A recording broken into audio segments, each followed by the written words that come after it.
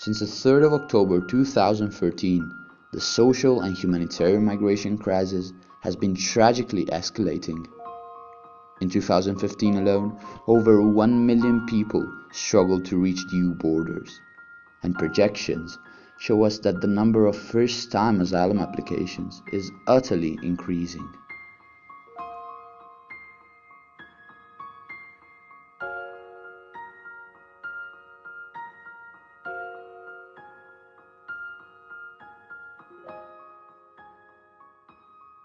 In Syria, since the start of the Arab Springs, over 250,000 Syrians have been killed, 4.8 million have been forced to leave the country, and 6.5 are internally displaced.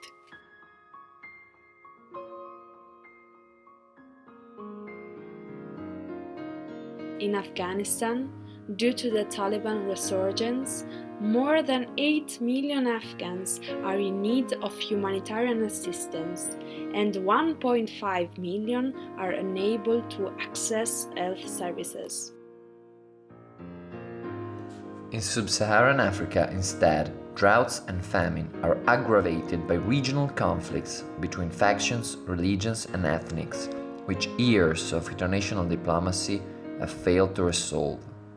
In total, 65.3 million people are forcibly displaced worldwide, and when they reach European soil, they arrive in a coffin or hopeless.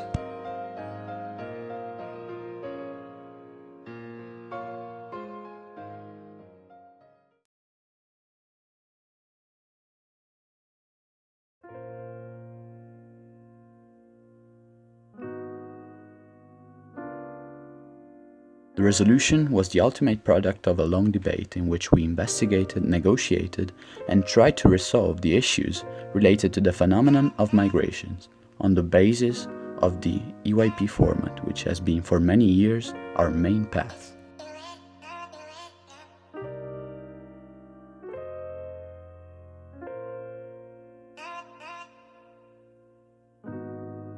We gather information through the fact sheet, the position paper, and through interviews to the refugees and to the head of the immigration division of Trieste. This whole process led to our resolution. As we set off to lay down the foundations of it, the need to shift our perspectives became evident. Of course, we acknowledged that we belonged to a privileged minority with access to healthcare and national safety, and that such freedoms are not given in many regions of the world. It is easy to fall into the trap of treating these as parallel universes or diverging worlds whose orbits will never intersect. Francesco. This could not be further from the truth.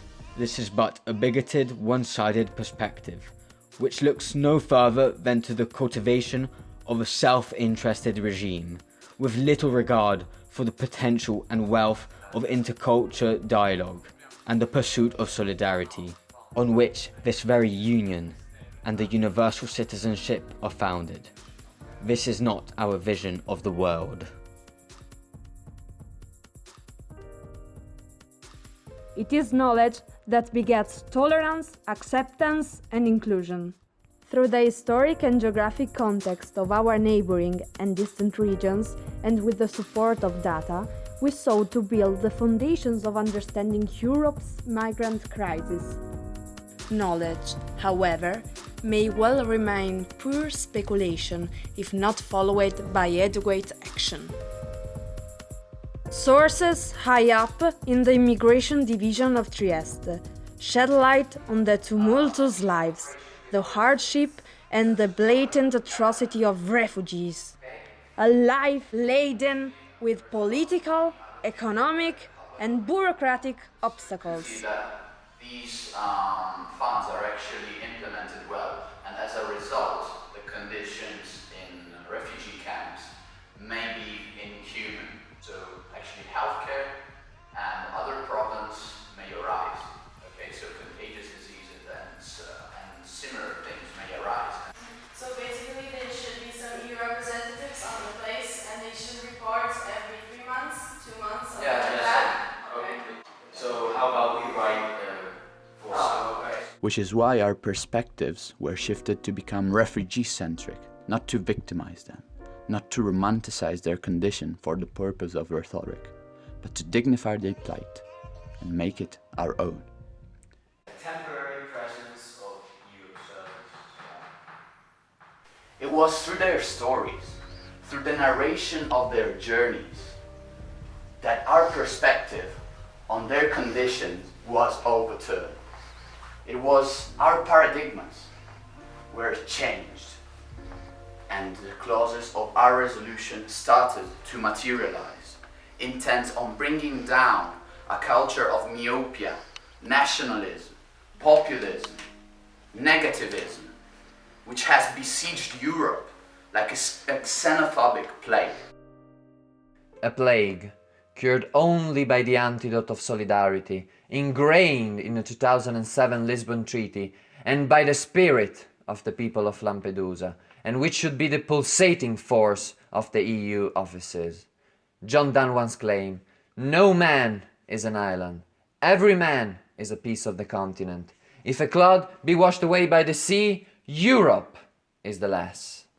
Any man's death diminishes me, because I'm involved in mankind. So every struggle is also our struggle. Arrivals in Lampedusa are also arrival in Europe. And therefore, we call upon the EU to assume a more cooperative and solidarity-driven approach towards immigration, within its borders as well as towards every individual in need, so to equally share burdens and wealth. In Europe, no man is an island, and no island is just an island.